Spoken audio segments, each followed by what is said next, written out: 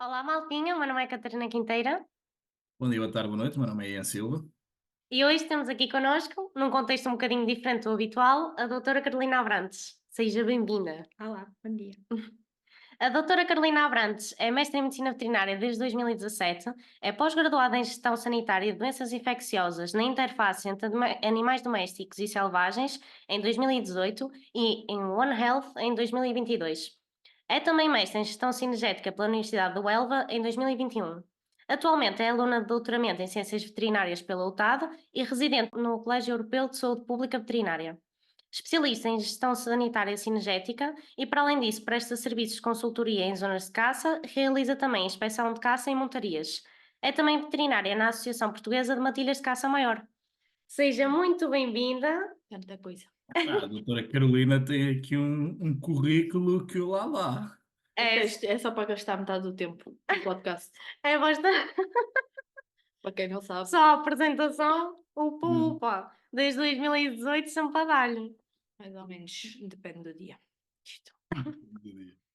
Carolina, então vamos aqui começar um jogo para quebrar o gelo, não é? Porque há muito gelo entre nós. O jogo consiste em pensar num animal, ok? Um animal com o qual te identifiques e depois tens que dar três pistas e eu tenho duas tentativas para acertar e a Catarina tem duas tentativas para errar. Normalmente É, sempre que acerto, não é? é Mas provável que isso vá acontecer, porque, como é óbvio, eu fui dificuldade da vida. força? Ok. Estás preparada, Ian? Sempre. Sempre? Bora lá então. Então, característica é dedicado e foco. E tem o foco. É dedicado e foco? Sim, duas características deste animal. Segundo, péssima a cumprir regras e gosta de liberdade. Ei, Jesus, ela vai por aí, caraças. Ah, e para além de existir em Portugal, existem muitas outras áreas do mundo, incluindo no Japão, na Ásia, etc, etc. Bem, vou-vos ajudar mais um bocadinho porque isto é muito difícil e eu fui buscar as características piores de todas. É uma ave. É uma ave? Ei, não estava à espera. Eu já ia dizer raposa, meu, mas pronto, já Também foi pode ser. logo. Mas eu não sou matreira. É que agora com a ave já me lixaste. É uma ave, existem E quase. não é uma águia. Já disse. Ok, já nos deste bastantes ajudas. Mas é prima. É um Ei, agora. corvo? Um corvo. Podia ser, mas não. É uma coruja. Também não. Eu sou inteligente, mas só mais ou menos. Também podia ser. Há um mocho, uma coruja, uma mocho, mas não. Escolhi outra coisa mais difícil. Dedicado, foco. É mal a Isso. cumprir as ordens. É muito difícil de treinar. É uma ave muito difícil de treinar. Ei, o quê? Estou apto. Cheguei! Mas é uma rapina. Oh, esquece, nós não podemos fazer perguntas. Mas eu posso dizer, é uma rapina. Ei, eu só tenho mais uma hipótese. E eu ia também. É uma ave que existe em Portugal e na Ásia. É uma É rapina. dedicado e tem foco. Mas isto qualquer ave de rapina tem. Ok. Gosta de liberdade e é muito difícil de treinar. Treinar e de seguir regras. Portanto, falcões e águias já é ali uma coisa um bocadinho mais fácil. Também devem ser difíceis como este. Posso-vos dizer, é o nome de uma cidade em Portugal. Espera aí, eu acho que já sei, meu. Como é que... É o nome de uma cidade em Portugal? Uma cidade, uma terra. Epá, como é que é o nome, meu?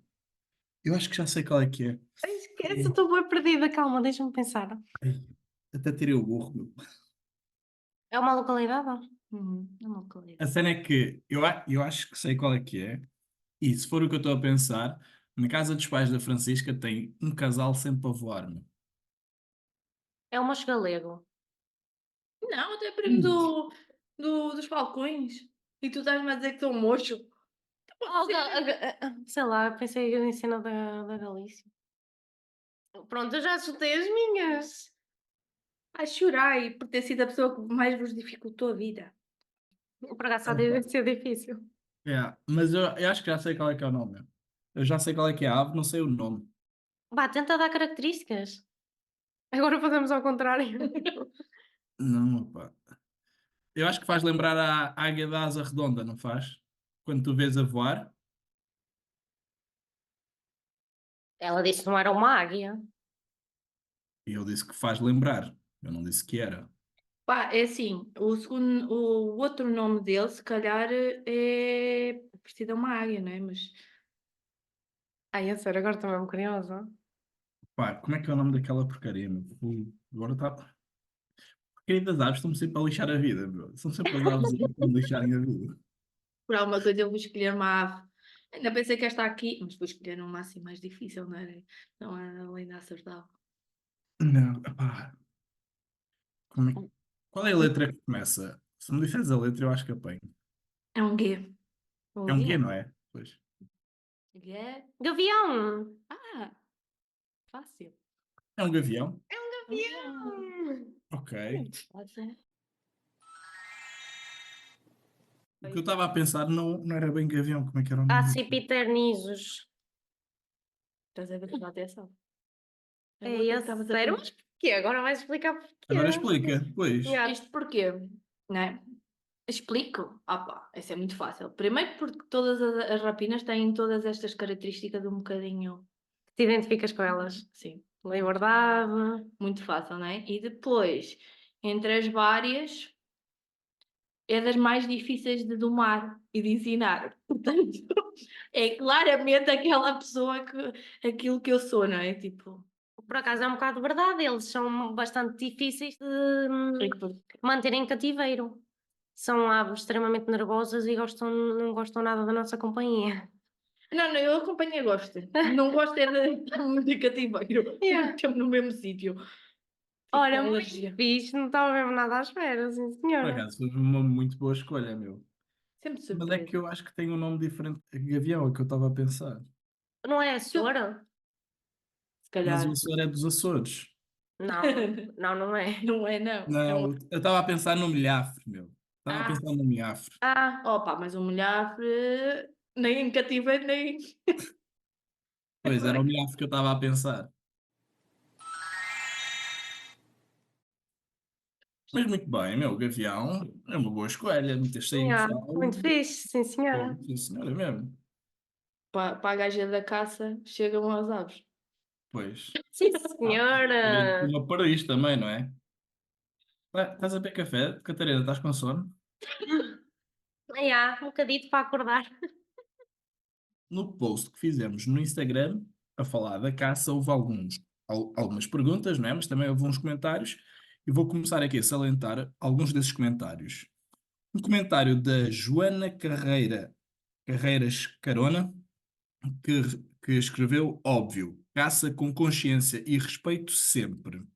Ricardo Borges respondeu: a resposta é sim ou definitivamente. Depois, Rick 3187, suponho que seja Ricardo também, disse: bem gerida pode ser uma ferramenta bastante útil. E também temos aqui o António Gil de Almeida a dizer 100%. A pergunta que nós fizemos foi: será a caça um aliado à conservação das espécies selvagens? Vamos deixar agora o debate um bocadinho em stand-by e vamos continuar com as perguntas. O Sérgio Neves, mais uma vez obrigado por participares. Qual tem sido a visão por parte das entidades reguladoras em relação à caça? Restringir, aumentar ou manter?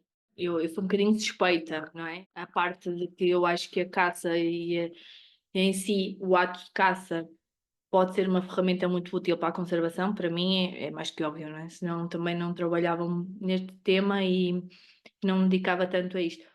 Quanto às autoridades, e o Sérgio faz logo uma pergunta mesmo difícil, já me está a comprometer, ainda agora cheguei aqui.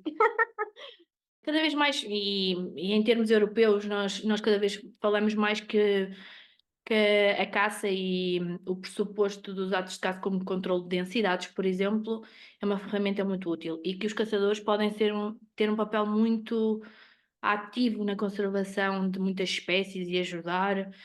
E assim, em termos de autoridades portuguesas, nós temos uma perspectiva, eu vejo que eles compreendem este lado e também concordo. Continuamos a ter bastantes problemas em termos legislativos nesta parte, porque assim, neste momento é o ICNF que controla a parte da caça e temos muito poucos ativos a trabalhar em campo. E portanto, apesar de eu achar que eles incentivam a caça em si como ferramenta de controle e ajudam e até deixam fazer correções de densidade fora da época de caça e assim, de forma a amenizar os estragos, por exemplo, que os javalis fazem perto das propriedades rurais e assim, acho que há falta de controlo. E ao haver falta de controlo, temos esse problema de como gerir esta liberdade da caça. Mas sim, acho que eles estão sensibilizados e acho que cada vez mais veem a caça como uma medida de conservação e de ferramenta de conservação da natureza. No entanto, acho que falta aí esta partezinha de legislação, controlo, entre ajuda, fundos para ajudar nesse tipo de coisas. E mais do que tudo, continuamos a ter bons e maus caçadores, como tudo na vida, e às vezes há esse tipo de joguinho entre o que é certo e o que é errado, e alguns utilizam más práticas, justificando que tem um bom fundo. Ok. Mas sendo que, claro, tem tudo um bocadinho a ver também com a percepção das pessoas e tem um bocadinho também a ver com os benefícios que traz em determinados locais. Por exemplo, eu acredito que as pessoas num meio urbano grande como Lisboa ainda não pensem que a caça pode ser uma ferramenta, mas se calhar, se chegares ao meio do Alentejo profundo, para eles, se não houver caça, pode haver um descalabro completo na parte do ecossistema e na parte do habitat rural, tanto para a parte das espécies domésticas como das selvagens que lá vivem. E um dos grandes exemplos nisto tudo há de ser sempre o lince em Mértola. E isso, o sucesso do projeto da reintrodução do lince tem muito, muito, muito a ver com o empenho dos caçadores e das zonas de caça naquela zona. Isso. Muito bem. Olha, vamos continuar aqui também com outra pergunta do Sérgio Neves. Casos concretos onde a caça ajudou e prejudicou a conservação. Gostava de ouvir os dois lados da moeda. Bem, olha, o exemplo do lince será sempre um dos mais famosos e aquele que nós falamos bastante em termos de sucesso. Em Portugal, claro. Noutros países tens outros exemplos, mas em Portugal, por exemplo, o lince adaptou-se muito bem a reintrodução do lince na zona de Mértola teve muito sucesso porque, primeiro, os caçadores gostam daquele animal e por isso têm muito carinho e ajudam, e também foi muito interiorizado e a percepção deles de que se tratarem bem das zonas de caça, para além de terem, por exemplo, coelhos e lebres para caçar, também vai haver alimento para o lince. E isto é um ciclo. Vais dar prioridade a um manejo sustentável das zonas de caça, vais ter mais espécies de caça como a lebre e o coelho, mas ao mesmo tempo também são espécies que são também alimento para outra espécie em risco que é tão querida na sociedade. E então acho que é um bocadinho essa percepção do trabalhar em prol de uma espécie em risco e que há projetos, não é? Porque a verdade é que a grande queixa disto tudo será sempre a mesma, que é para esse tipo de coisas vai haver sempre projetos e dinheiro. E quando falamos em ajudas para uma gestão sinergética sustentável, nunca há. Eu percebo, e atenção que será sempre um problema que vai estar em cima da mesa. Mas isso queixa-se os gestores das zonas de caça, queixa-se o caçador, queixa-se pronto, uma pessoa que tenha explorações em extensivo, como de vacas e porcos.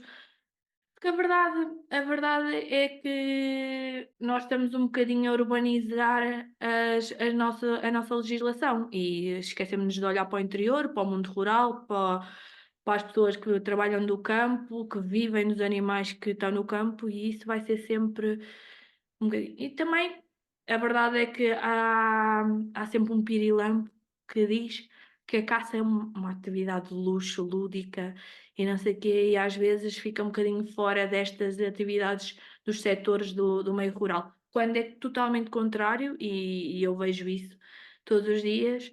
Quem realmente pratica uma caça sustentável, maioritariamente das vezes, é aquela pessoa que vai porque gosta da liberdade de ir, de estar em contacto com a natureza e com o campo, e tem aquela consciência, olha e vê um coelhinho ou uma lebre e olha e diz: "Ah, não, é muito pequenino, não vou atirar, prefiro que continue a crescer e a andar aí no campo".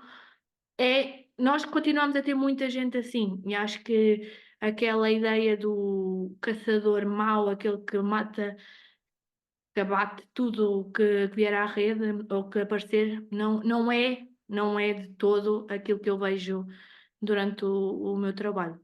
Depois tens exemplos negativos, mas isso vou ser polémica, porque falou-se nos telejornais do exemplo da Torre Bela, em que houve um abate massivo de animais para meter, nem percebi, às vezes nem sei muito bem, mas para meter painéis fotovoltaicos, ou fazer uma central, ou não sei muito bem o que é que aconteceu ali, mas a verdade é que aí não ficou só a perder a caça, ou não, utilizaram a caça como método, mas ficou a perder todo o ecossistema daquela zona, porque para além dos animais de caça que abateram, que estavam lá na herdade, todo o resto da cadeia trófica e do ecossistema foi um bocadinho destruído. Portanto, claro que há coisas boas e há coisas más, e há de haver sempre um exemplo bom, um exemplo mau.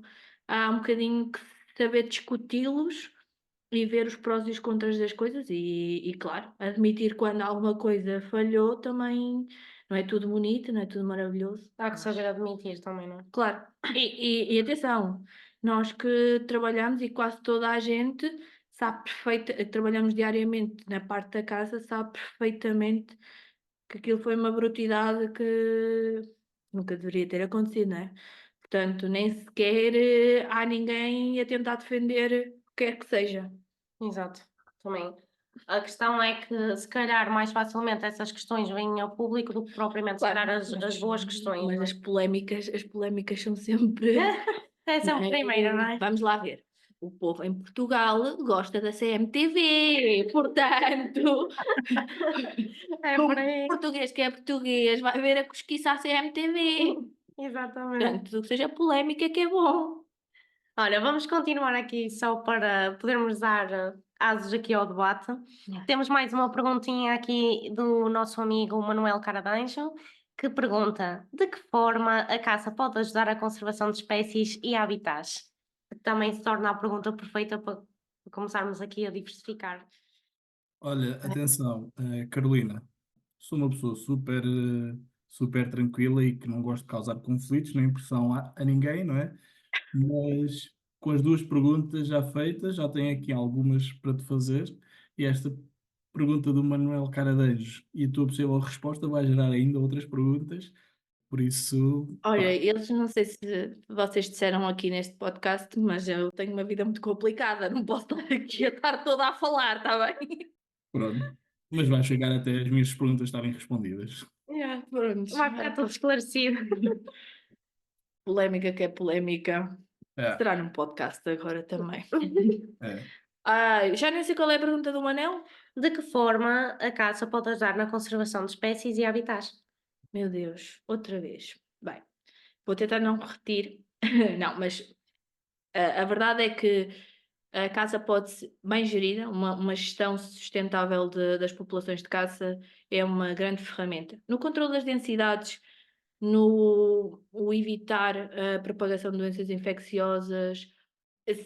Uma zona de caça, neste momento, é obrigada a tomar diversas medidas de biossegurança, de higiene e controlo. Há zonas onde, provavelmente pelo facto de haver grandes prevalências de doenças infecciosas como a tuberculose, há um plano que obriga a fazer um exame inicial nas zonas de caça, ou seja, sabe-se as prevalências, sabe-se o que existe, consegue-se tomar medidas em relação à existência de diversas doenças que podem afetar toda uma comunidade, não só as espécies de caça, mas, por exemplo, a tuberculose é uma das grandes causas e continua a ser uma das grandes causas de abates sanitários de espécies domésticas como as vacas. E, portanto, o utilizar a caça como ferramenta para saber o que circula, como circula e as condições das populações silvestres, que são aquelas que vão estar em direto contacto com as populações domésticas, é sempre uma ferramenta muito útil. Depois, como vos digo, o controlo de densidades, e cada vez mais nós temos esse problema, né? Acho que todos nós já vimos bastantes notícias de javalis irem aos caixotes de lixo ao pé das casas, entrarem nas aldeias, raposas a dormir no quintal, raposas a irem se aquecer no galinheiro em vez de comer as galinhas, javalis na rábida, claro. Portanto, cada vez mais as nossas ações como humanos e a destruição do meio rural, destruição nem tanto, vá. Eu estou a dizer destruição, mas a verdade é que algumas das atividades que nós fazemos, como a intensificação da produção animal e da agricultura, fazem isto. Mas principalmente o abandono das zonas rurais fazem com que os animais vão à procura de alimento para outras zonas. E a verdade é, não faças mais perguntas. Nos teres mais Ele está ali com o perguntas. seu caderninho. A verdade é que os animais vão à procura e está descrito e sabe-se em muitos estudos que a falta de agricultura sustentável de pessoas sem ser em massa, não é? Está-me a faltar as palavras porque estou habituada a escrever isto tudo em inglês. Faz com que os animais procurem outro tipo de alimento, outro tipo de forma de sobreviver. E cada vez mais, se antigamente era impensável que em Loures, à beira de Lisboa, houvesse javalis, ou na Rábida, agora cada vez mais tens uma população instalada de javalis. E o que é que eles lá estão a fazer? Eles foram andando, ribatejo afora, até chegarem a um sítio onde tinham lixo, tinham caixotes de lixo para atacar, onde ainda há uma outra pessoa que faz uma hortinha e eles podem ir lá. Porquê? Porque por muito que o habitat deles seja zonas de transição entre o ecótono, ou seja, zonas de floresta com zonas de agricultura, pastoreio e assim, é a falta de renovação desses pastos e de cultivo de coisas como milhos, como sementeiras e assim, vai fazê-los ir à procura de outro alimento para junto das populações e cada vez mais vamos ter este tipo de problemas. E por isso é que se discute muito se o javali é uma praga ou não. Na minha opinião é, e eu já tive essa discussão à frente de vocês os dois, se o javali é ou não uma praga, na minha opinião é. E uma das grandes ferramentas que temos, neste caso, gosto ou não gosto, acho só não, que é um animal que, hum, que devia ser caçado, a grande questão está, a única forma de controlar as densidades e o exagero de estragos que um javali pode fazer numa zona periurbana é a caça, é organizar montarias, é organizar esperas, é fazer atos de caça legais, claro. É que tinhas mencionado caças legais. Gostei que tenhas mencionado isso. Pois, assim, eu falo disto tudo como legalmente, não é? Porque, né, a Claro. verdade é que o furtivismo é provavelmente o grande inimigo da caça será sempre os caçadores furtivos, Pois. porque são aqueles que, para além de não fazerem uma caça equilibrada, não saberem o que é um pressuposto de uma gestão sinergética sustentável, são também aqueles que dão mau nome à caça porque o fazem por portas travessas e quer queiramos, quer não, isto vai sempre ser polémico e as pessoas sabem quem é que são os furtivos. Da maneira como as coisas estão e legalmente, da forma como existem ferramentas de controle, a probabilidade de um furtivo ser apanhado alguma vez na vida vai ser grande. E normalmente, quando falamos dos caçadores furtivos, falamos sempre das espécies como os elefantes, como os rinocerontes, não é? Esquecemos que também existe caçadores furtivos no território ibérico, não é? E que isso acontece e que isso pode ser prejudicial não só para a caça, mas para o próprio ecossistema. Claro. Assim, por exemplo, em Portugal houve uma altura em que o furtivismo era grande, principalmente porque o preço da de carne de caça estava altíssimo. Agora não acontece e cada vez há muito menos furtivos com esse propósito, porque antigamente o que se fazia o que se fazia, não, o que alguns furtivos faziam era exatamente isso. Iam caçar ilegalmente para poderem colocar essas carcaças, principalmente em Espanha, em que era bastante bem pago.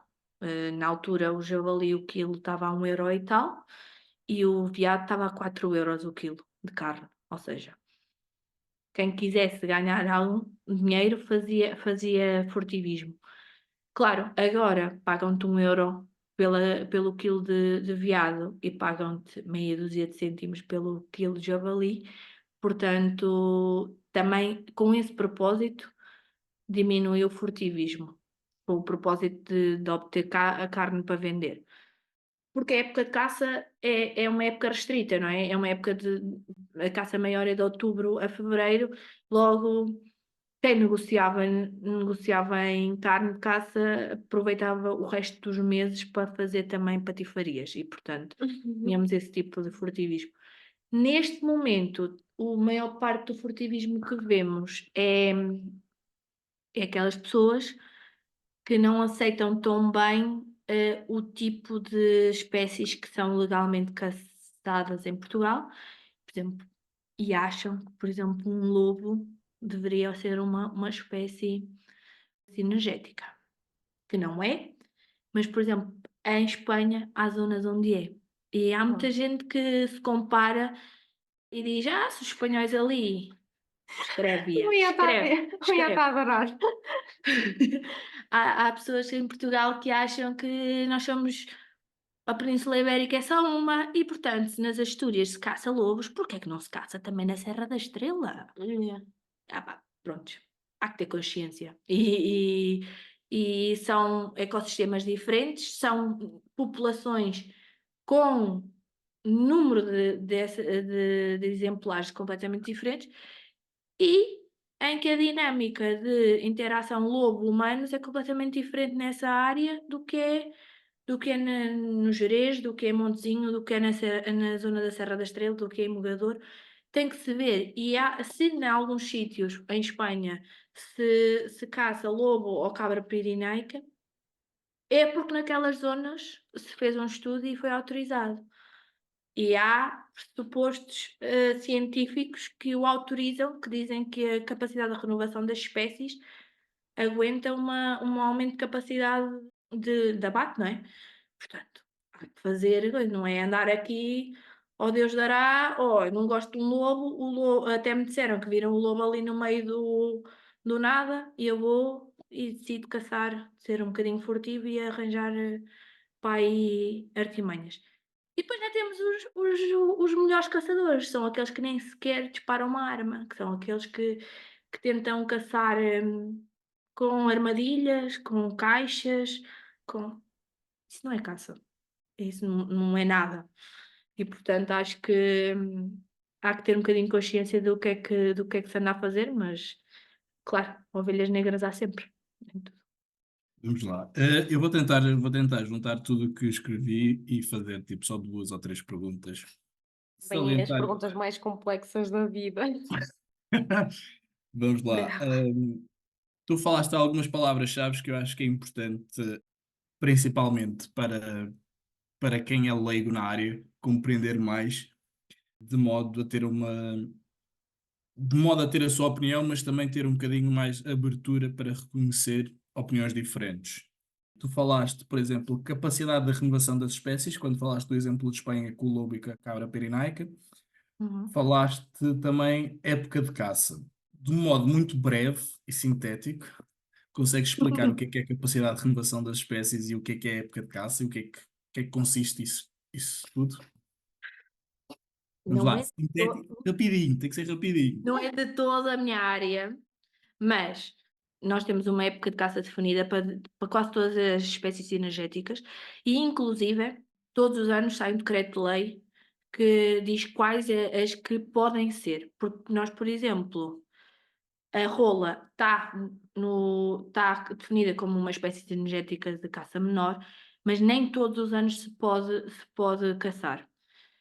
Porquê? Porque o ICNF está responsável de todos os anos fazer um censo prévio ao início da época de caça para determinadas espécies e definir se realmente essas espécies ou o número circulante no continente, porque essas espécies, a maior parte, noutros locais, nas ilhas, não são caçadas, se é uma espécie que há em abundância e se os níveis dessa espécie se coadunam com a caça. Pronto, isso está tudo definido, há legislação para tudo. Por exemplo, esse é o caso mais relevante, porque normalmente a rola, os caçadores, a maior parte deles acham que há, e o ICNF já há bastante tempo que vem todos os anos quase em cima do início da época, ou dizer que não, ou define um teto máximo de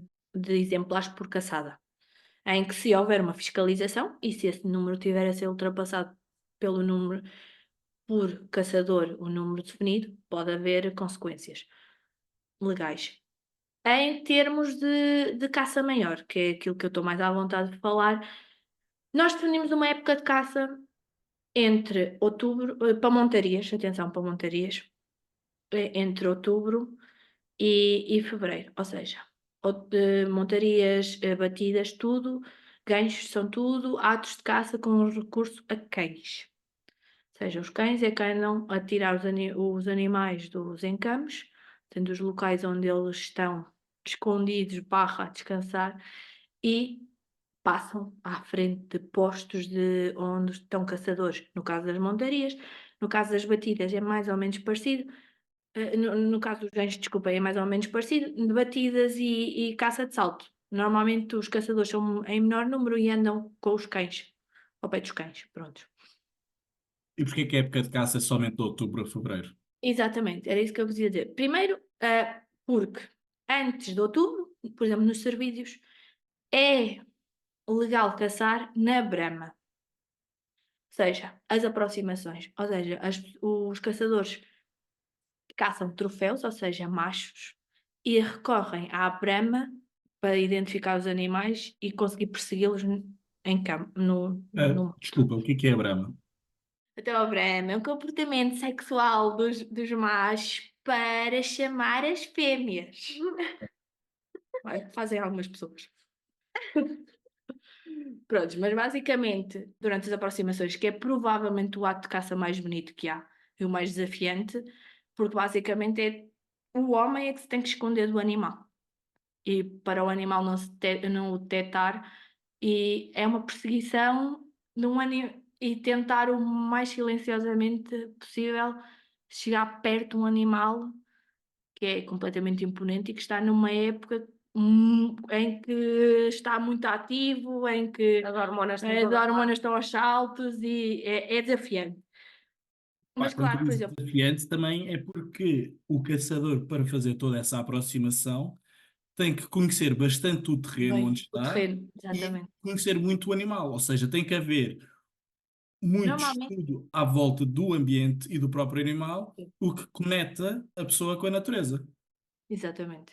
A maior parte das aproximações em que os caçadores vão quase sempre com um guia de aproximações, que é uma pessoa que conhece muito bem aquele local e normalmente, além de conhecer muito bem, normalmente já tem fisgado o belo do troféu, que sabe onde está.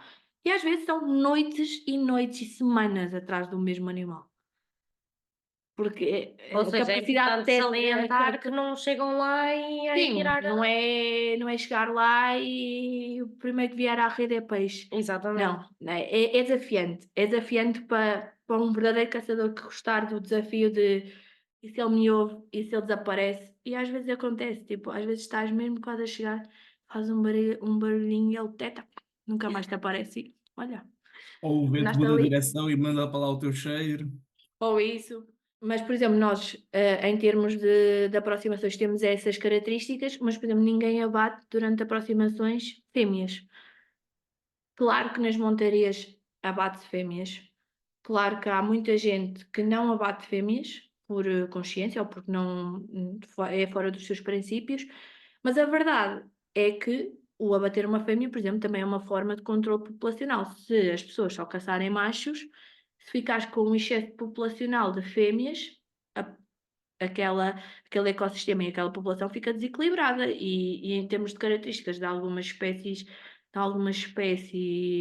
sinergéticas como o veado e como o javali, pode ser problemático, principalmente nos cervídeos, isso é bastante problemático. O teres um grupo matriarcal enorme, desequilibrado e não haver machos, pode ser prejudicial mesmo em termos de danos no ecossistema e em termos de estragos naquela zona onde eles vivem.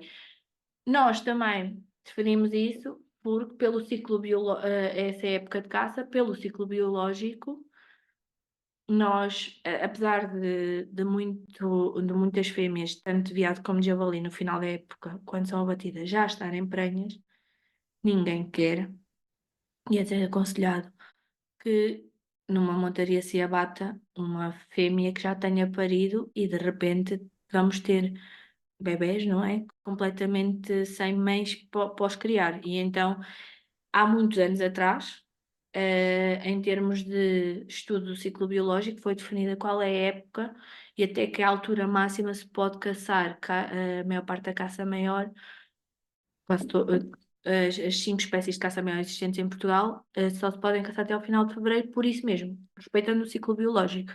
Todas essas teorias que existem de controles de densidade, de aumento da época de caça porque há excesso de javalis, para mim estão erradas, porque não se está a respeitar o pressuposto do ciclo biológico destes animais e começar mais cedo a época de caça ainda entendo.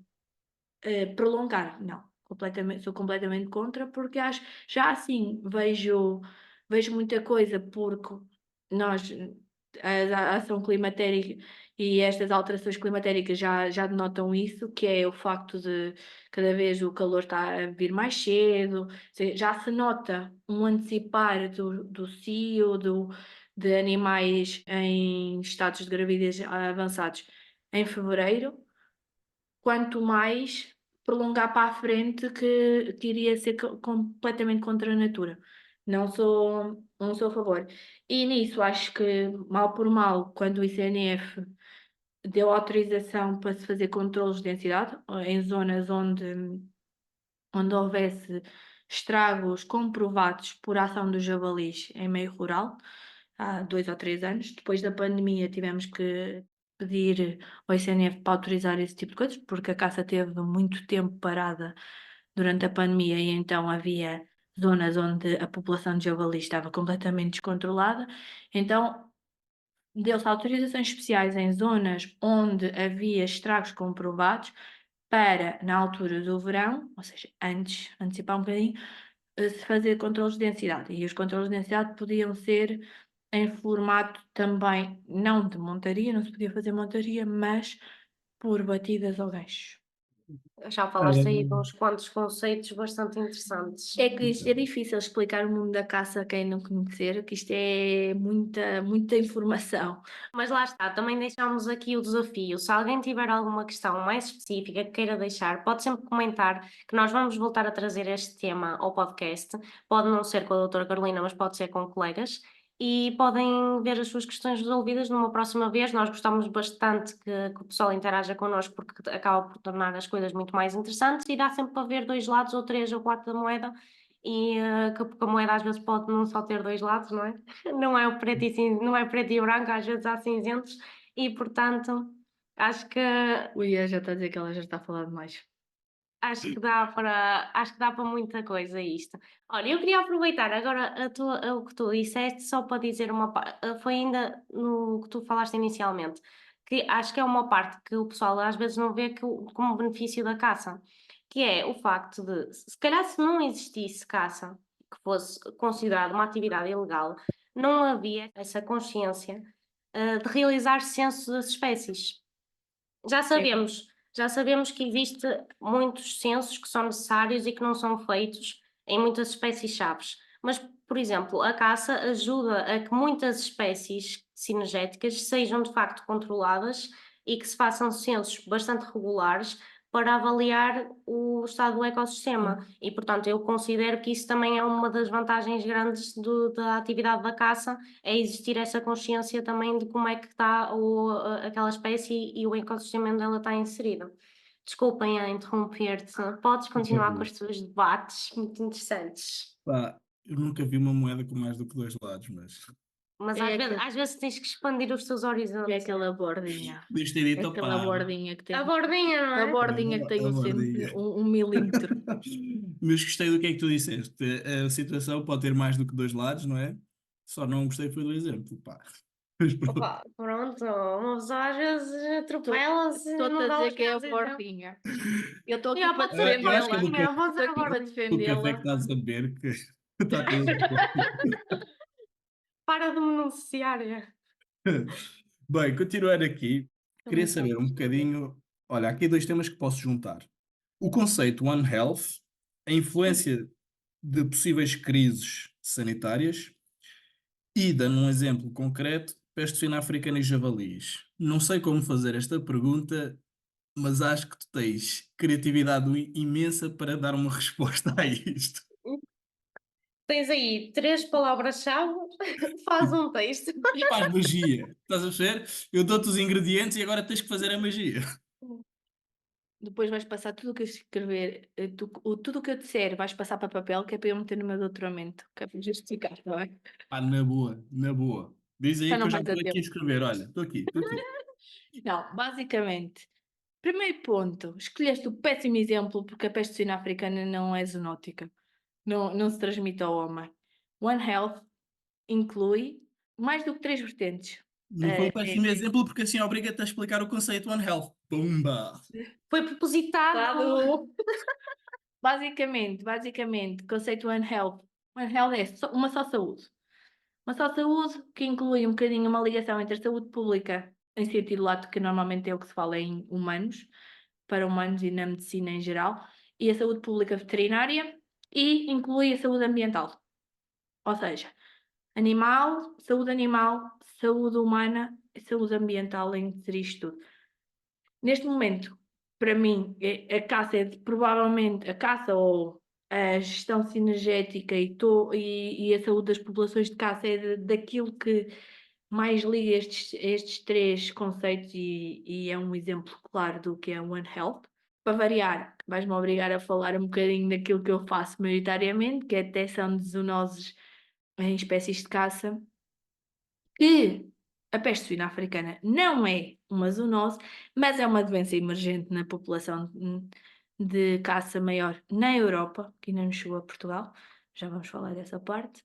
No meio disto tudo, em Portugal, uma zoonose importante, ou 2 zoonoses importantes, aquelas. Temos a tuberculose, que é aquela típico exemplo na Península Ibérica toda, em que já obrigou a medidas por parte da DGAV, ou seja, da Direção-Geral de Alimentação e Veterinária, mas continuamos a ter assim um bocadinho de problemas na parte do controle, porque é tudo muito lindo obrigar a fazer detecção da tuberculose em caça maior, ou cumprir o plano de erradicação em animais domésticos, mas esquece-se um bocadinho e deixamos um bocadinho o papel dos investigadores, dos cientistas, para resolver o resto, mas depois não se mete mãos à obra para a aplicabilidade dos resultados da ciência. Porque assim, neste momento nós sabemos que antigamente dizia-se que a tuberculose estava nos animais de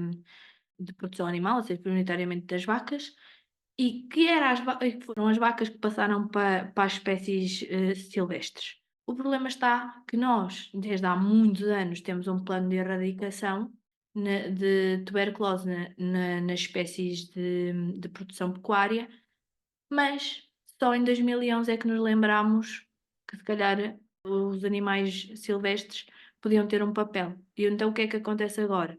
Estamos num nível basal mínimo de tuberculose em animais domésticos, mas continuamos a ter ali pequenos surtos. E onde é que são a maior parte dos surtos? é em animais de extensivo que coabitam com espécies de caça, não é? Em que são zonas altamente críticas de caça porque há altas densidades e há uns anos atrás houve atos de mau manejo sinergético que aumentou as densidades, onde não há condições a nível ambiental para ter as densidades que se têm e, portanto, os animais, há uma transmissão há um contacto direto e indireto brutal entre animais de caça, ou seja, uma transmissão intra animais de caça e interespécies, que é uma coisa maluca, tipo, tu olhas e há fotografias de uma vaca e de um javali a pastar no mesmo local. E para além disso, ainda tens um problema relacionado com a própria da doença, que é a bactéria, o Mycobacterium bovis, ou o capra, pronto, mas maioritariamente o bovis, que é aquele que dá origem à doença, tanto nos animais domésticos como nos silvestres, tem uma capacidade de sobrevivência no meio ambiente muito, muito grande. Ou seja, uma vaca ou um javali com a doença vai comer neste pasto, vai beber nesta charca e então vai excretar aquela bactéria. Essa bactéria pode sobreviver meses, com as condições certas, meses naquele local. E já não estás à espera que seja só por transmissão direta que esta doença vai passar entre uns e outros. Ou seja, se por acaso vier outro animal que não estava infectado e vier se alimentar ali, pode ingerir uma pastagem contaminada, uma água contaminada e ficar infectado. Ou seja, tudo isto é um dos grandes exemplos de como atua um agente infeccioso nestas três vertentes. Porque tens perigo para os animais, tens perigo para os humanos, já vos vou explicar como, porque a tuberculose também se transmite depois aos humanos, e tens no meio disto tudo também a saúde ambiental prejudicada. E também estas ações ou um mau maneio destas espécies coabitantes pode levar a isto. No meio disto tudo, depois está o homem, que em espécies como a vaca está sempre em contacto, não é? Maioritariamente das vezes podes ter um contacto direto. Animais com vacas com tuberculose, leite pode ser a via mais clássica de transmissão da tuberculose para o homem, o consumo de leite contaminado. Antigamente havia muita gente a adquirir tuberculose por consumo de queijos feitos de leite não pasteurizado, por isso é que a pasteurização passou a ser obrigatória a 100%. Por isso é que há um controlo grande daqueles queijos que são feitos com leite cru. E depois, nas espécies de caça, essa intensificação das zonas de caça, ou seja, também há muitos gestores cinegéticos que já contactam diariamente com esses animais. E além disso, há a outra parte que é o pós-caça. Há muita gente que não tem medidas de biossegurança ou de prevenção ou de higiene a manusear essas carcaças. E a verdade é que pode haver essa aquisição de algumas doenças infecciosas, como é o caso da tuberculose, ou manusear mal essas carcaças pós-caçadas. Este é um exemplo clássico de One Health e como é que se liga à caça. A peste suína africana, não me esqueci dela, tem um problema que é, não é zoonose, mas diz-se por aí, que quase que mata mais humanos do que uma zoonose. Isto porquê? Porque a peste suína africana tem uma característica horrível, que é 90% das populações onde esse vírus entra causa mortalidade de 100% quase. Para além das consequências extremamente negativas que isso pode ter numa população silvestre, para a transmissão, o grande risco está na transmissão para espécies de produção intensiva ou extensiva, como o porco. Atenção, peste suína africana só só afeta suínos, portanto, estamos a falar do porco ibérico, do porco preto no Alentejo, mas também, em más condições de biossegurança, também pode ser transmitido a um porco de intensivo que, apesar de ter quase todas as medidas e ser bastante controlada a entrada nas explorações, também pode ter algum risco. Fala-se nessa parte do mata mais gente do que algumas zoonoses, porque a perda é tão grande, a mortalidade é de 100%, que a maior parte das pessoas fica com perdas tão avultadas que a taxa de suicídio de pessoas ligadas a perdas económicas relacionadas com a peste suína africana é quase 100%. É mesmo, em termos psiquiátricos, a avalanche que aquilo provoca a alguém que vê um negócio perdido por causa da peste suína africana é grande. O problema disto tudo é que nós, por exemplo, em África, a peste suína africana existe em África como endémica, porque em África, os fagoceros, que são uma espécie de javalis, é o pumba.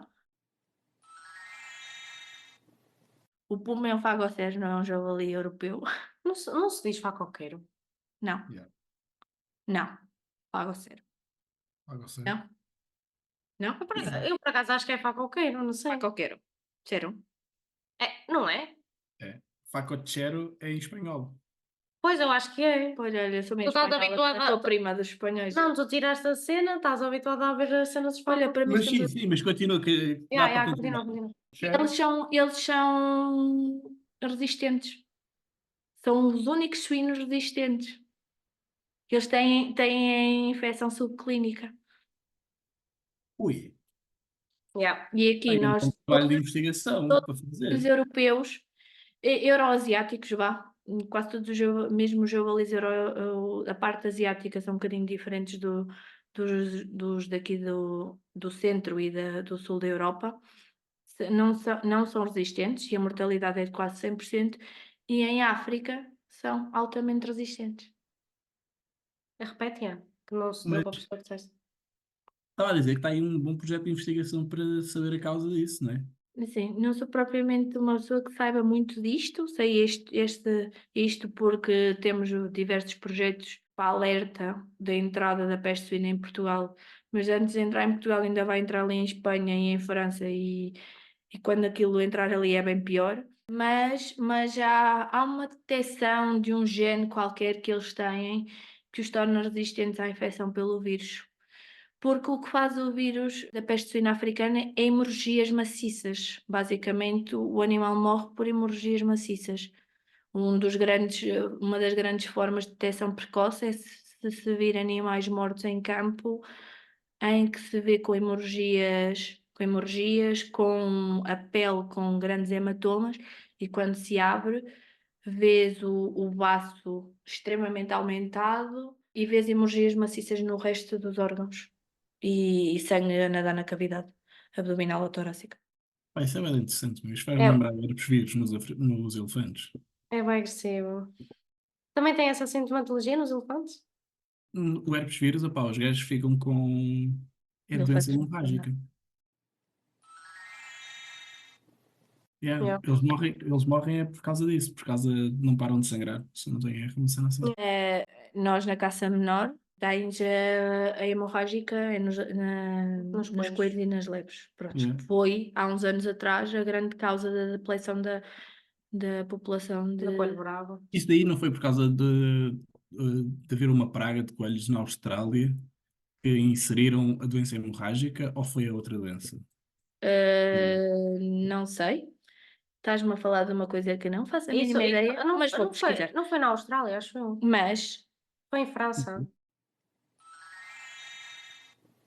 nós temos esse exemplo nos Açores, não sei se vocês sabem, que nos Açores havia uma população exagerada de coelhos, e então eles introduziram lá o vírus, e a população baixou tanto que agora querem introduzir e não e estão com muitas dificuldades. E a forma Opa, também se também é não um estou em erro, daqueles isso que também fica. está relacionado com o lince, não está? Porque o lince come, mais de 90% da dieta do lince é o coelho, e por causa das duas doenças que há, em Portugal principalmente, né?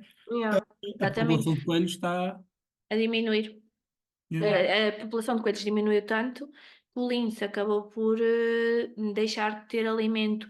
Por isso é que a zona onde ainda existem mais coelhos e lebres é na zona de Mértola e há um grande esforço também na parte de manter o habitat para eles e manter níveis de população tão grandes que o lince tem alimento.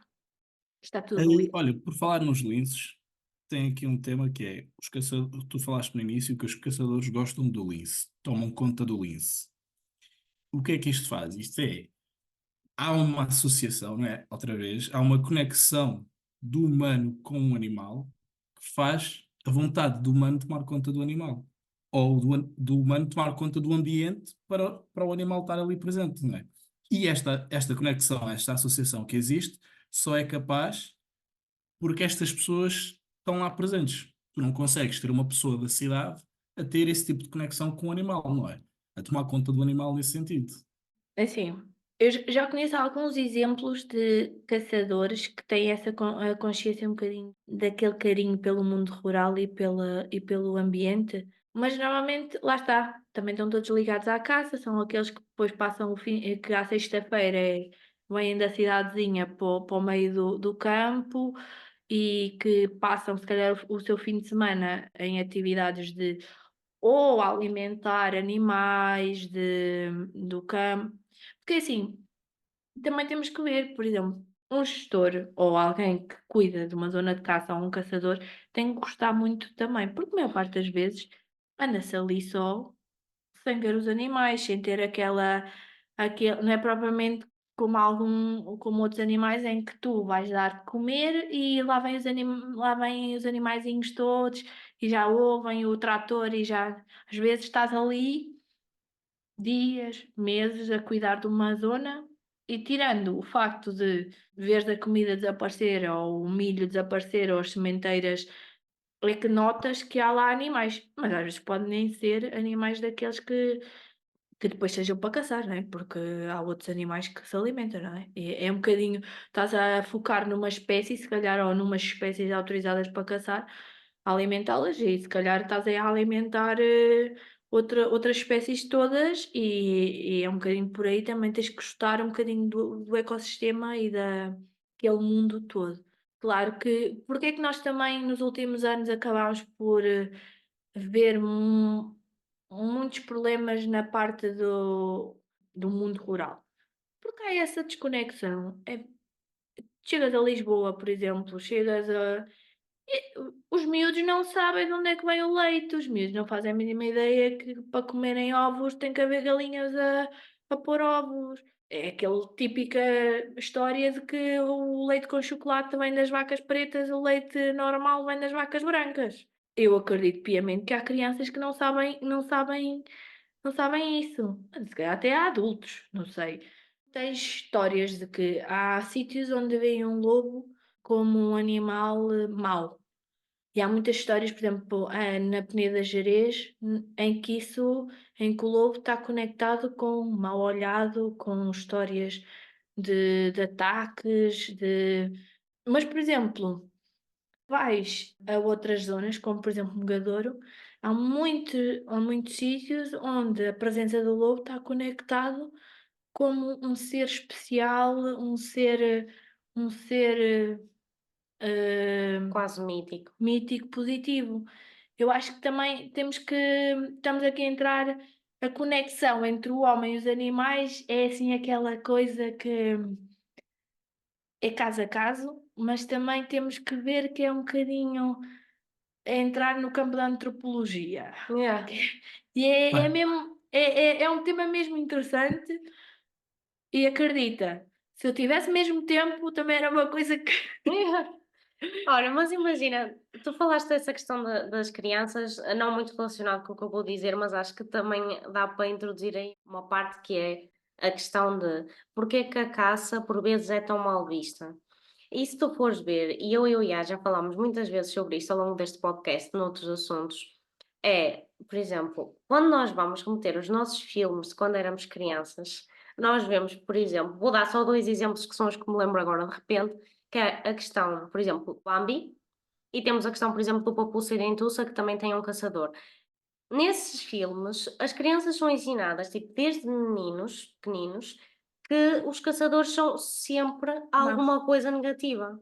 Sim. E acho que, por causa de estás a falar dessa questão das crianças não sabem que vem o leite das vacas e a questão, elas também não têm consciência absolutamente nenhuma de que os caçadores pode ser alguma coisa positiva. E eu Claro. acho que isso acabou por se enraizar um bocadinho na nossa sociedade e depois o que é que acontece? Ainda bem a força dos mídia, quando acontece alguma polémica, nunca aparece, a caça quase nunca aparece como uma coisa positiva, não vão Claro. mostrar as coisas boas da caça. Já se falou muitas vezes da parte do sucesso do lince ibérico, mas se calhar nunca abordaram muito essa questão do papel dos caçadores neste projeto.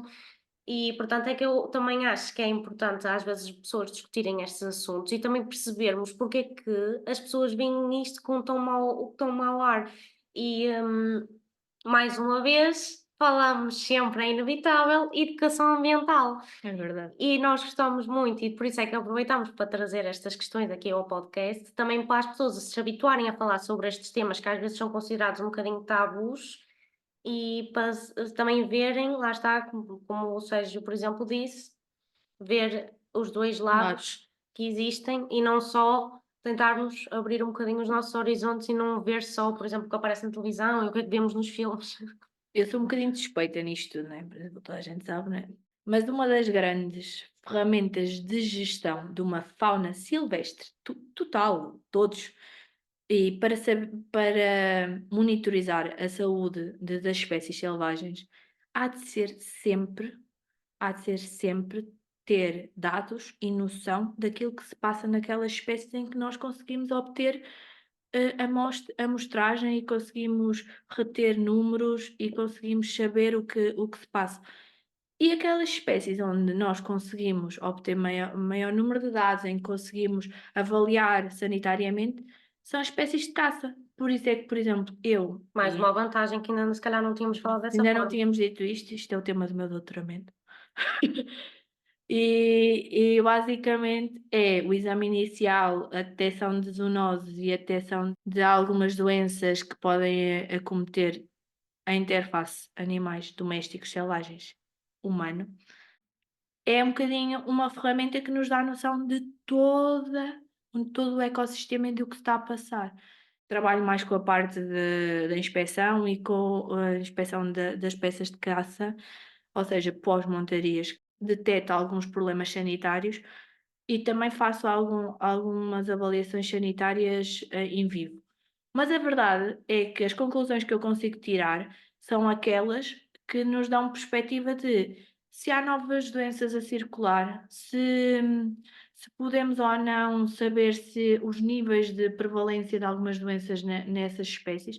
Tens é que saber, se calhar, claro, não vais falar de uma doença que só afeta aves e vais dizer: eu consigo ver nos javalis. Claro que não.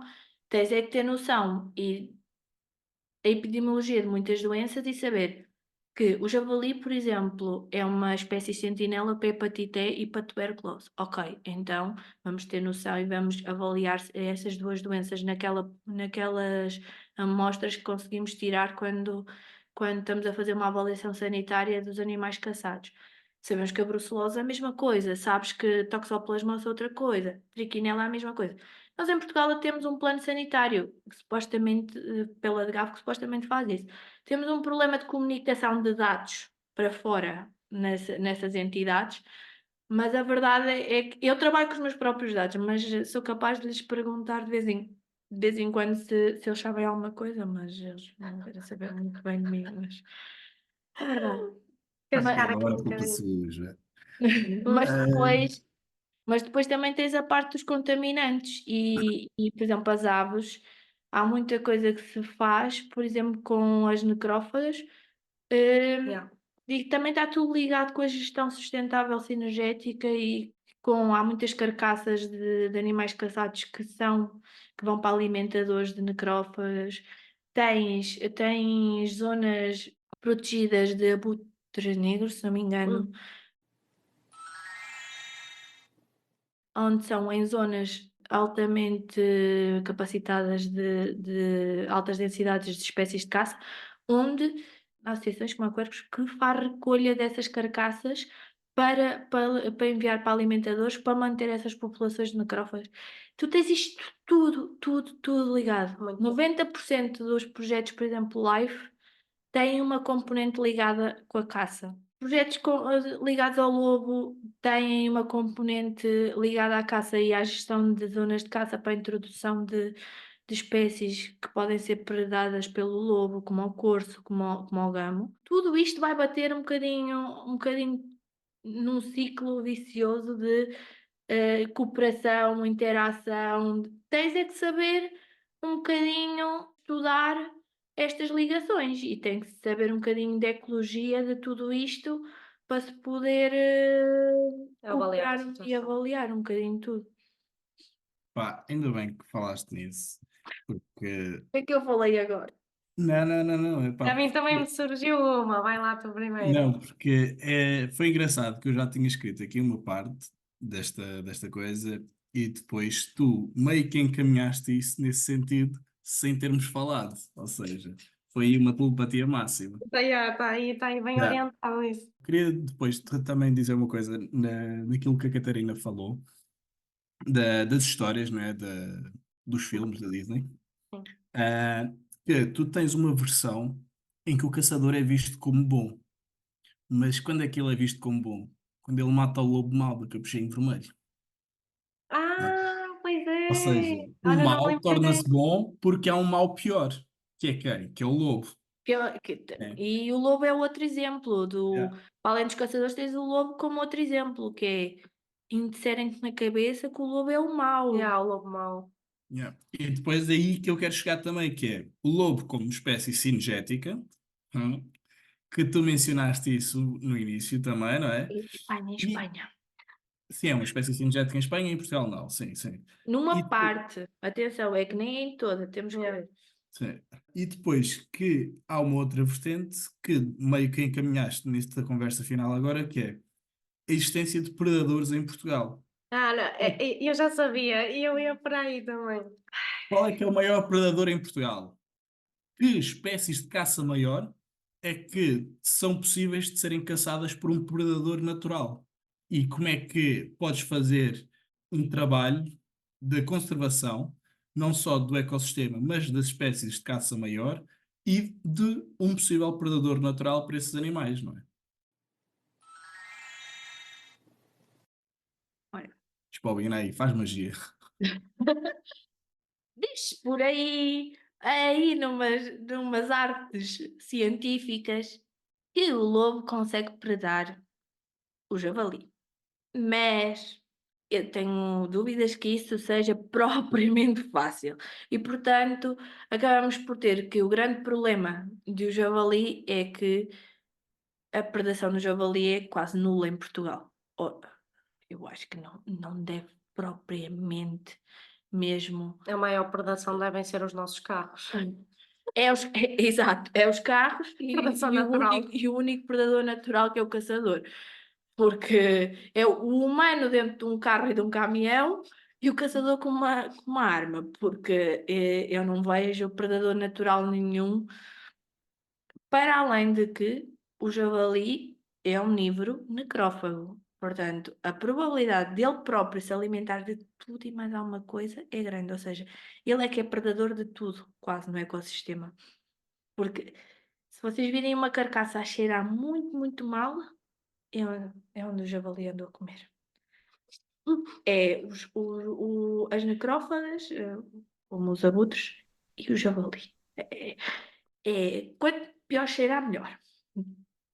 E, portanto, tu só tens supostamente o lobo em alguns locais. Que também, supostamente, ainda há pouco tempo eu estive num seminário do lobo em Ponte Lima e falou-se disso. eles têm capacidade para predar, por exemplo, veados. E há veados, por exemplo, em alguns parques naturais onde existe lobo, e supostamente eles serviriam também de presas para o lobo. No entanto, o veado cada vez é um animal já assim de um porte bastante grande. Portanto, nem todos os projetos de reintrodução de espécies servidos para serem presas do lobo, ou seja, para constituírem alimento e manterem o lobo em determinado, ou haver uma manutenção de algumas alcateias, estão a optar pelo corso, porque o corso é uma espécie que também é sinergética, mas é muito menores dimensões, e além disso, sempre existiu em Portugal. Apesar de, em termos de adaptabilidade, não ser a espécie mais fácil de introduzir em determinados locais. Existe muito para o norte de Portugal, muito, muito. É outra polémica que já existiu.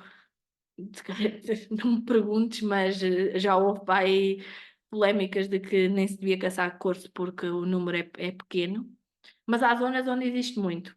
É a condição de adaptabilidade do corso são muito picuinhas e para se manterem em algumas áreas precisam de ter condições muito específicas e de alimentos, especialmente, que eles são muito finos para se alimentar. No entanto, já se falou em alguns locais introduzir gamos. O problema do gamo, que é outra espécie cinegética em Portugal, que é um intermédio dos dois, do corso e do veado, é uma espécie altamente adaptável, só que é uma espécie considerada exótica, ou seja, foi introduzida em Portugal e eles têm uma capacidade de adaptabilidade tão grande que se propagam muito rapidamente no território. E além disso, em termos de competição, só não competem tanto com os veados por causa do tamanho dos veados, mas mesmo assim, em termos territorial, pode haver riscos de teres problemas na zona onde há veado, em que o gamo dissemine toda, ou seja, se aproprie de áreas muito vastas e seja complicada a interação entre os dois. No entanto, lá está, em termos de alimentação, ou seja, de introdução de presas para o lobo, neste momento temos projetos onde estão a introduzir gamo e projetos onde estão a introduzir corso, desculpa. E outra coisa que é, nós às vezes vemos que há lobos a caçarem animais de grande porte, não é? No caso do Yellowstone. Mas esses lobos são os lobos cinzentos, que são ligeiramente maiores que o lobo ibérico, ou seja, há uma diferença de peso que vai obrigatoriamente fazer uma diferença no poder de caça do animal, não é? E também há uma outra questão que é a quantidade de animais que existem nas alcateias. Eu acredito que as alcateias de lobo em Portugal, para além de serem mais leves, são menos numerosas do que noutras partes do mundo e que isso Sim. pode afetar o sucesso de caça desses animais, não é? Eu não sou uma pessoa que saiba muito, muito, muito sobre alcateias. O que nos últimos tempos, o que fui apurando é que o número é reduzido de exemplares por alcateia. E por isso é que às vezes eles vão à presa mais fácil. E às vezes é a ovelha ou o borrego. Pronto. E portanto, por isso é que, em termos de planos estratégicos de manutenção de alcateias e de introdução de presas para elas, se opta sempre por serviços mais pequenos, não é? Porque é aquilo que é mais de maior facilidade dos animais predarem. No entanto, também tens o problema que muitas das vezes as pessoas acham que foi o lobo e na realidade não foi propriamente o lobo, são cães asilvestrados. E aí sim, se calhar, Ou é tens cães o pastor disfarçado de lobo, também pode haver. com postura. Mas às vezes tens esse tipo de cães asilvestrados e que alguns deles, se calhar, até te digo que se calhar em termos de predação têm maior capacidade do que alguns lobos. Eu não conheço a realidade dos cães asilvestrados na Peneda Gerês, mas acredito que haja lá alguns que em termos de capacidade de predação sejam mais astutos e as matilhas sejam maiores a ponto da capacidade de predação ser quase para irem comer vacas. Não, e E tem a atacar vantagem de não ter o receio do homem, como o lobo. bom lobo, Os exatamente. cães asilvestrados não têm essa parte, não é? Claro, Mais facilmente se aproximam de zonas que se calhar os outros não se aproximam, claro. se Vou calhar estão lembrar o mais. caso que os cães asilvestrados, por vezes, muitas vezes, são cães que foram abandonados pelos donos, não é? E lá Sim, está, precisamente por causa sim. disso. Mas olha, eu gostava também de comentar esta parte que tu falaste agora sobre os projetos de alimentação do lobo, que estavas a falar. Eu acho que ligaste aí dois pontos que eu acho muito interessantes, que é porque que a caça é super necessária, principalmente, ou um dos maiores objetivos é a densidade populacional, o controle das densidades populacionais. Precisamente, estúpido. Precisamente porque nós temos ausência de predadores de topo e alguns mais ou predadores também, que ajudem a controlar precisamente essas densidades. E Sim. então, precisamente por causa disso, é que a caça é bastante necessária. Mas gostei desse ponto de estares a interligar o facto de já existirem alguns projetos que estão a estudar essa possibilidade para que o lobo possa ser, de alguma forma, reintroduzido em algumas localizações. E aí sim, agora depois a caça vai poder trabalhar, como tu também já referiste, de acordo com a localidade onde se encontram, o ecossistema, o habitat, moldar a necessidade da caça para certas espécies ou para Sim. outras, porque se existir os tais predadores naturais, não existe necessidade também de uma caça tão intensiva. E há mesmo locais onde aqueles animais, por serem presas para espécies protegidas, não se pode caçar. Atenção, Exato. nós falamos do lobo, falamos do lince, e há mesmo zonas de introdução do coelho para a alimentação do lince que não se pode caçar coelho nem coisa. Uhum. Ou épocas mais curtas, ou um número máximo de exemplares por caçada.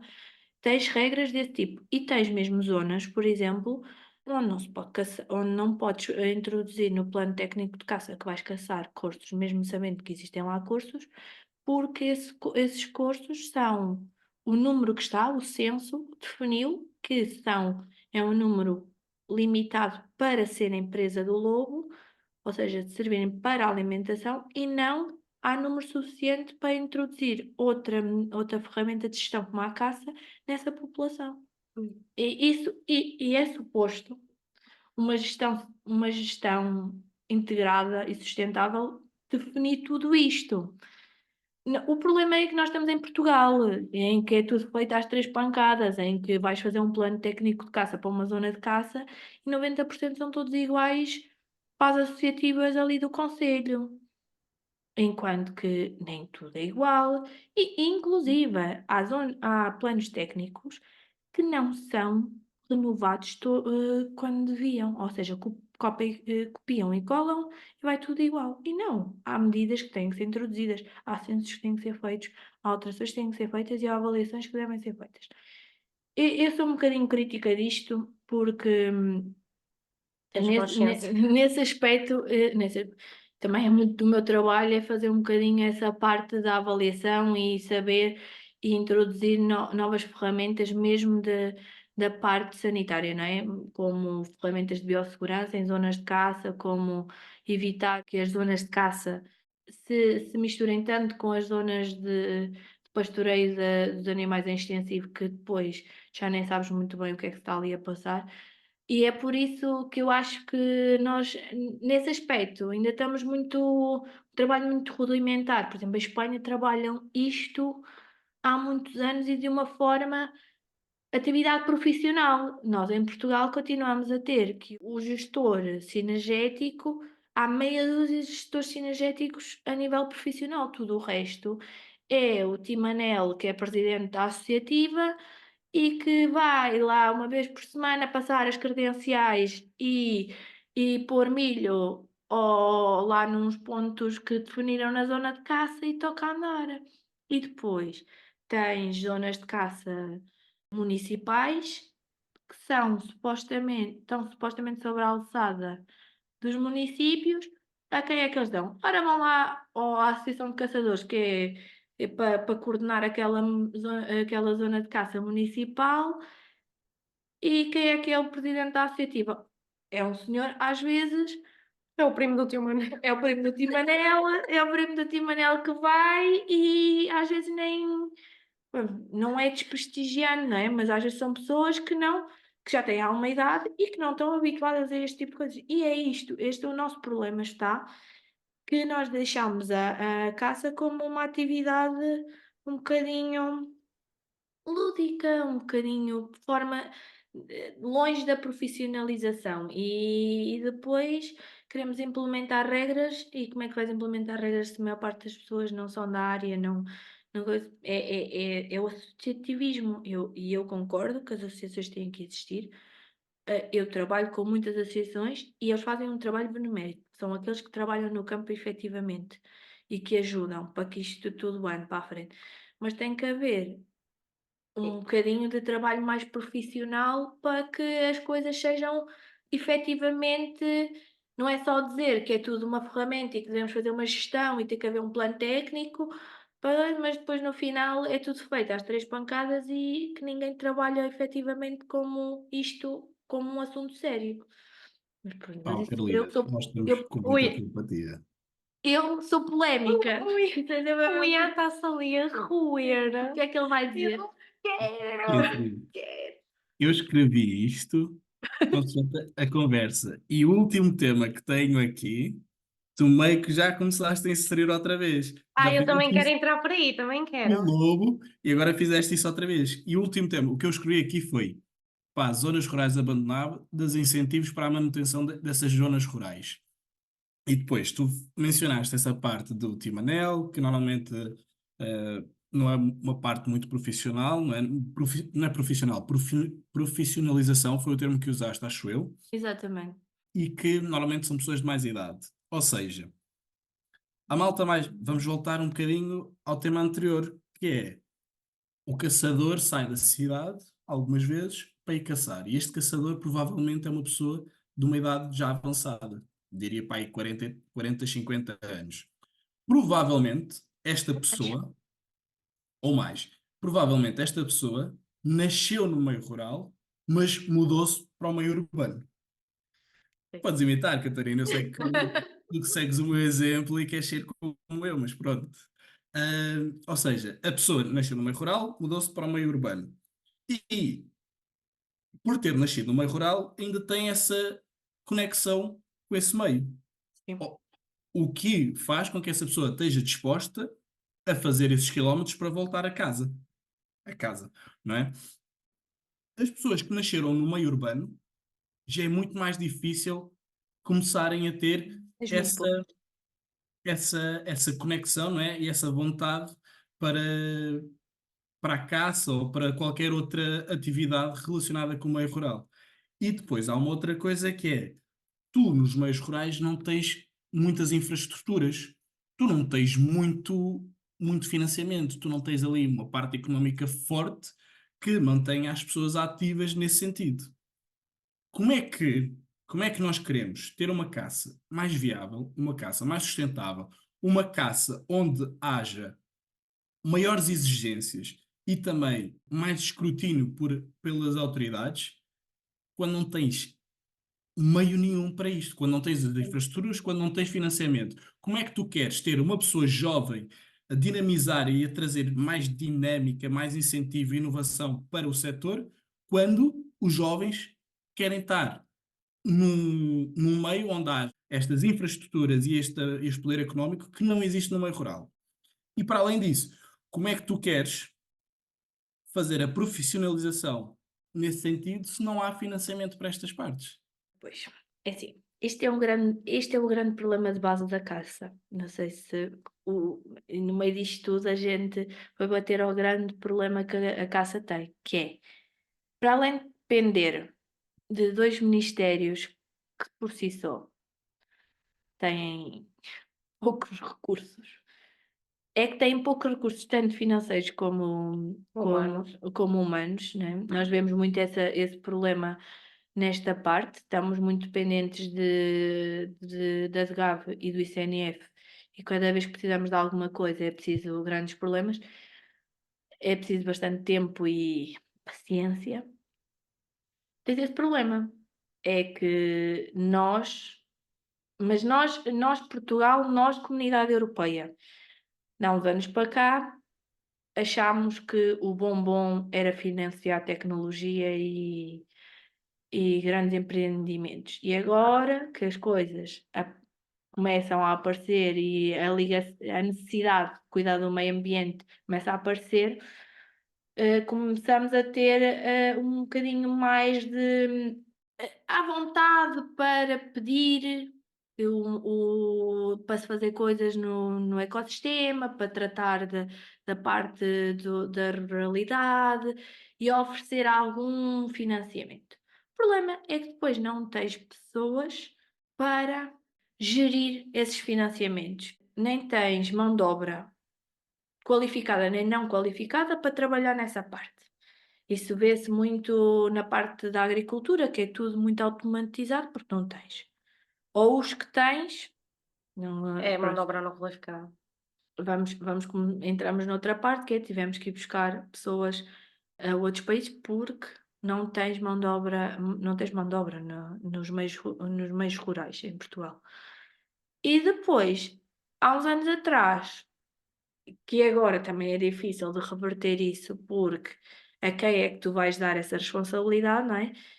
Impôs-se a gestão e a manutenção das zonas de caça a essas associações, aos municípios, e perdeu-se um bocadinho aquela parte que passou a ter-se zonas de caça para ricos, ou seja, onde há uma zona, onde há realmente dinheiro investido para uma gestão sinergética e onde há animais em que se sabe tudo, não é? Não é tudo, mas sabe-se as condições sanitárias, sabe-se que são bem alimentados. A zona de caça fez melhorias para isto. As montarias são espetaculares porque tens uma vista incrível e houve manutenção e houve alimentação dos animais e vês troféus magníficos. E depois tens aquilo que aconteceu também no resto, que é um êxodo para as cidades. Ninguém quer saber, de vez em quando lá se vai ver, ou então anda lá o Timanel e a não sei quê a tratar dos papéis, e sem desprestigiar ninguém.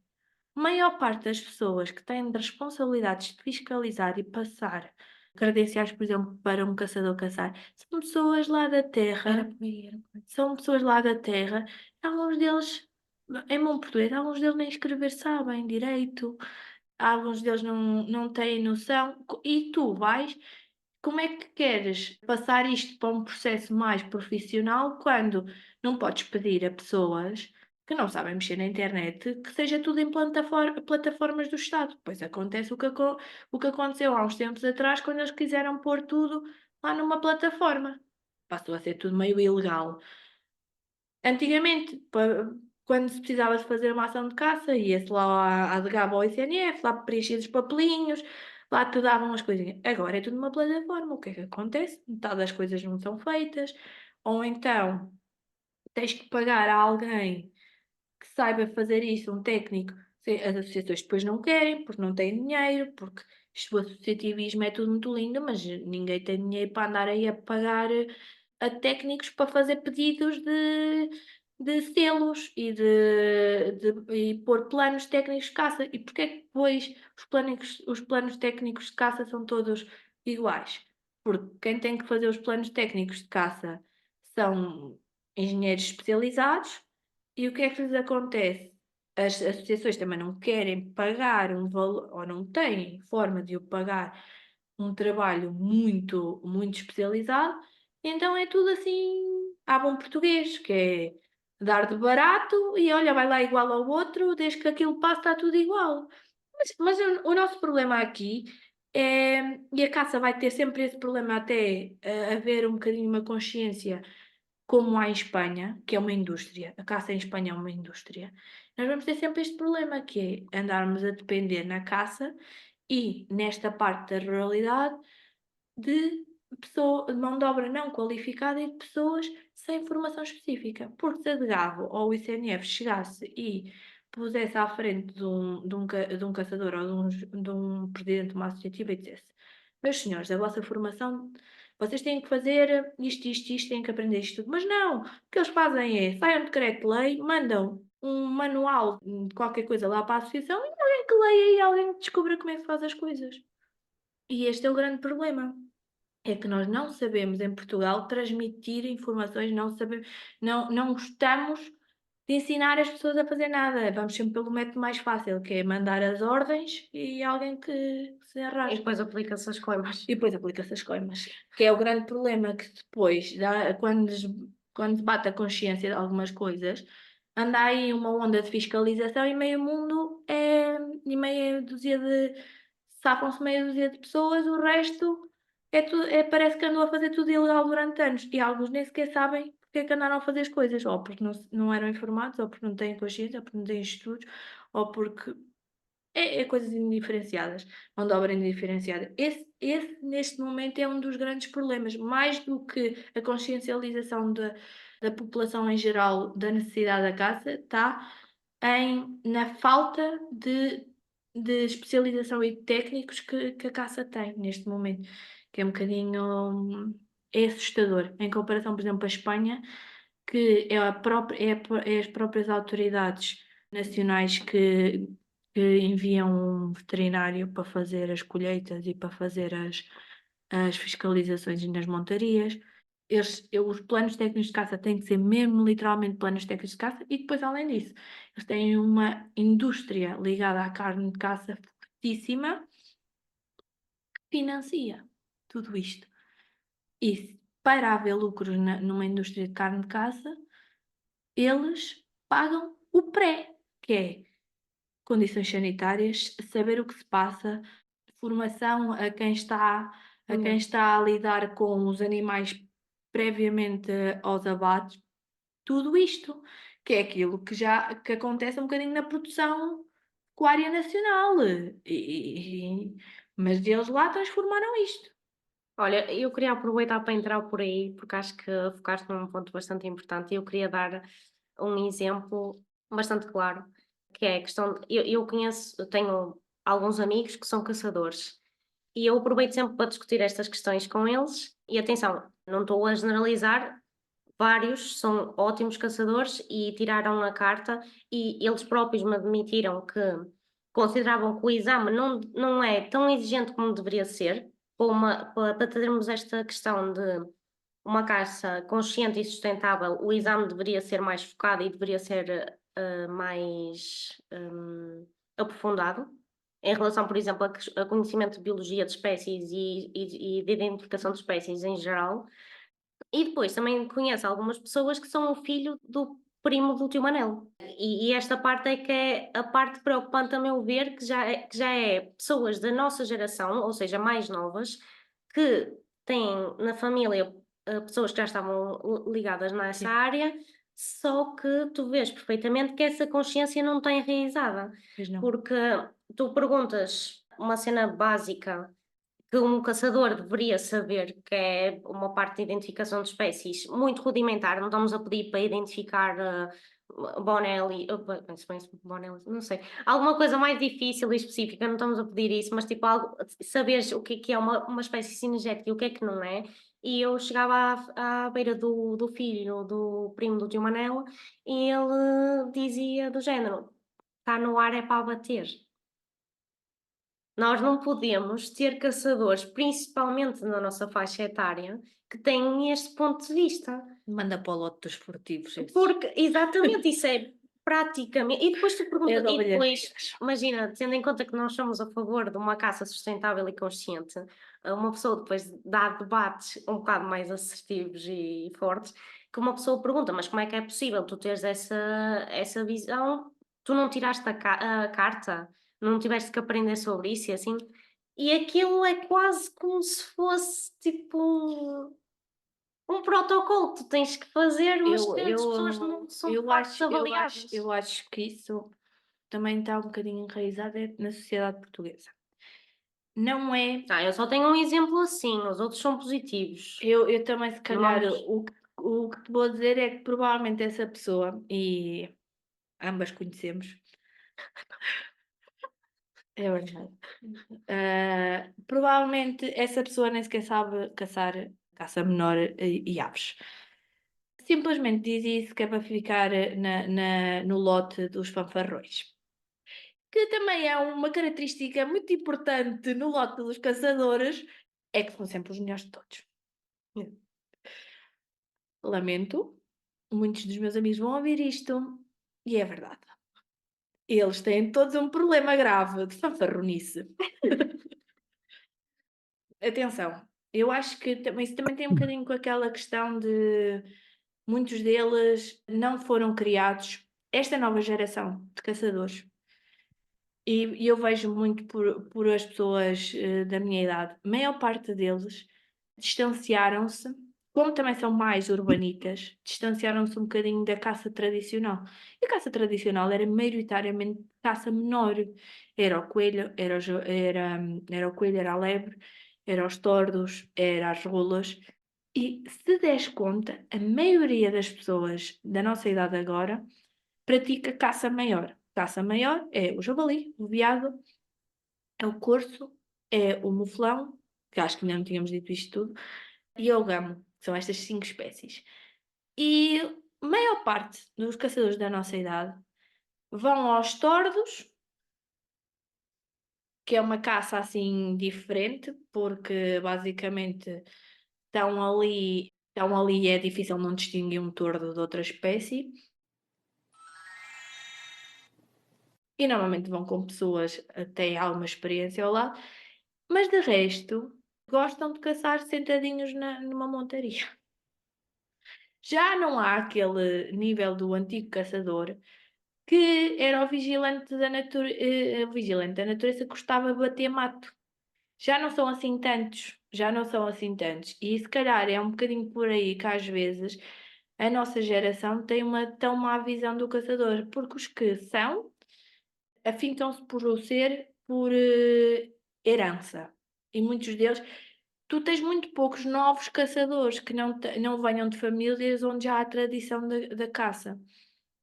E depois, porque aqueles exemplos que ficam mais afincados e que às vezes vêm a público são esses, são o mau caçador, aquele que gosta de dizer asneiras tipo, está no ar é para abater. E esse é que é o nosso problema, mas isso é a mesma coisa que em Portugal as pessoas, o canal televisivo com maior taxa é ser a CMTV, as pessoas gostam de polémica e alguns cromos em bom português dizem isso para serem polémicos, só para se armarem que são os maiores. Pronto, acho que conseguimos abordar aqui vários temas. Foi muito interessante. Espero que tenhas gostado tanto como nós, não é? Que se viu que o Ian estava ali, tipo, a adorar. E a cena mesmo engraçada é que era isto. Ela conseguia sempre conduzir, tipo, para o que Nós nós conhecemos. queríamos ir. Yeah. Isto é tipo, eu já sei qual é o guia De conversa de que acho. conversa que vai dar a cenas que o Ian vai perguntar, portanto, que é para eu não ser surpreendida. Eu própria me enfio no buraco. Yeah. Acho que acabou por ser muito bom e lá está, incentivamos mais uma vez a fazerem a deixarem algumas opiniões, também para continuarmos e explorarmos outras áreas deste tema tão abrangente. E Pronto, fazerem fica aqui. reflexões também sobre o tema. Exatamente, Estejam à vontade, eu vou ler todos. exatamente, nós vamos ler tudo. E, Não vou ser obrigada à mesma, que elas vão me contar. exatamente. E agora vamos para a derradeira pergunta. A pergunta pela qual o pessoal todo estava à espera.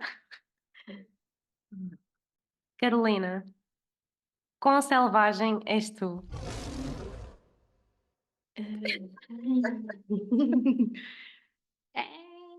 Pá, isto é por percentagem? Pode ser 60%. 60, bem específico. 60. Eu acho que 60 é pouco, mas não temos de ser tendenciosos, vamos deixá-la responder. Os outros 40 são só polémicas. São desgraças. Eu vir dizer mal da minha própria. Não, Mas por que ela é essa ela está a dizer porcentagem? mal, mas é para melhorar, no sentido de Sim, melhorar. são críticas construtivas, atenção. Exatamente. E além disso, uma pessoa não pode ser cega e só dizer coisas boas e não saber reconhecer as coisas más. Se uma pessoa tem que saber quais é que são os pontos fracos de uma certa atividade que estamos a defender. Pá, tu dizes isso porque tu só tens coisas más, meu. Pronto, vá. Nem vale a pena, não é? Mas Não, mas vamos deixá-la responder. a verdade é que eu defini-me como uma pessoa difícil de cumprir regras. Portanto, eu também tenho que vir para aqui dizer tudo o que penso e me apetece. Então tens de ser mais de 60%. Pois. Estás a definir que ser selvagem é fugir às regras? Já estou a 100%, 120 ou 30, ou 130 aqui. Isto. Aumentou bastante. É ali, regras é uma coisa que normalmente eu risco. A ti não te assisto, não é? Não. O pessoal conhece. Foi uma conversa bastante intrigante e muito, muito informativa, não é? Espero que a Carolina também tenha se divertido e gostado. A Catarina, tenho a certeza que gostou e se divertiu bastante. Bastante. E agora deixo a palavra com a Catarina. Pronto, mais uma vez agradecer aqui a presença à nossa grande amiga de longa data e que também não deixa de ser uma grande especialista nesta área que é tão importante. Coitadinhos, eles já maturam há muitos anos, já sabem o que a casa gasta, portanto não vale a pena. E como podem perceber, aqui a conexão entre mim e o Ian é maior que com ele. Mentira, foi o que depois descobriu o gavião. É mentira. Mas É o que pronto. temos. Pessoal, um beijinho E um abraço. e vemo-nos daqui a 15 dias.